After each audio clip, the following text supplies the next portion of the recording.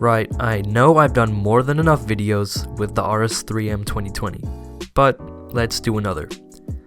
I recently got the QIYI MS, which people say is a very good budget cube for around the same price as the RS3M, but how do they compare? Starting with the RS3M, which I think you guys already know about. The feeling is pretty smooth, right? But at the same time a little rough. I did have to slow it down with Traxxas 50K because the cube was pretty fast out of the box. You would think that the cube is pretty average based on that description, but the thing that makes this cube stand out is that it has a pretty premium feel, and it's only for $9. And I feel like it should cost like twice the price. Not exactly as premium as like a GAN cube, but most definitely more premium than those other budget cubes in the market.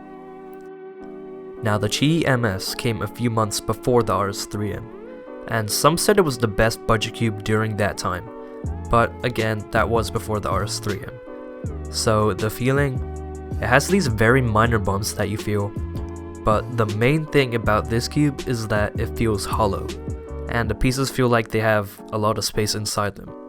Because of this, it gives the cube a pretty high-pitched noise, which many call a clacky feel.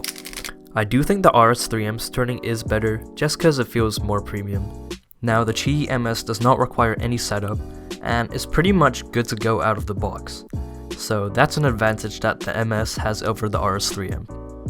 One pretty big disadvantage that the QIYI MS has is that its corner cutting is not good. Out of the box, it cannot corner cut 45 degrees, but that's only when you're testing it. When I'm actually spamming TPS or doing normal solves, I don't feel a lot of restriction in corner cutting, but just a small amount. Maybe for a different turning style it may be different, but for me it's not that bad. But if you're still bothered by the issue, it may be something you should keep in mind.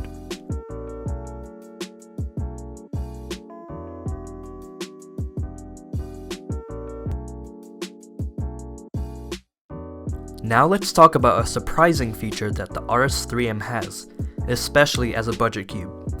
Can you take a guess? Yes, it is.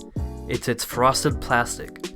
Now I'm just kidding guys, it's its dual adjustment system.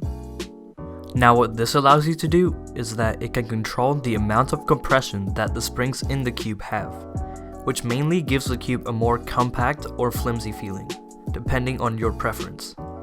Now why is this surprising? This sort of system has previously been found in cubes like the WRM, which was around $35. And now with the RS3M at $9 with this kind of system, it's definitely impressive. Unfortunately, the QIYI MS does not have any customizable aspects. So yeah. I think another important aspect in a cube is how much a cube locks up. So for the RS3M, I do experience some minor catches while solving, and I believe this was the only problem I had with it, and was probably the reason I didn't switch to it as my main when I got it. But there is a way to lessen the catches and lockups. There are these extra magnets that you can get from the cubicle for $1, which makes the magnet strength stronger, which was most likely the reason the cube was experiencing catches. So yeah, if you plan on buying the RS3M, definitely buy those magnets.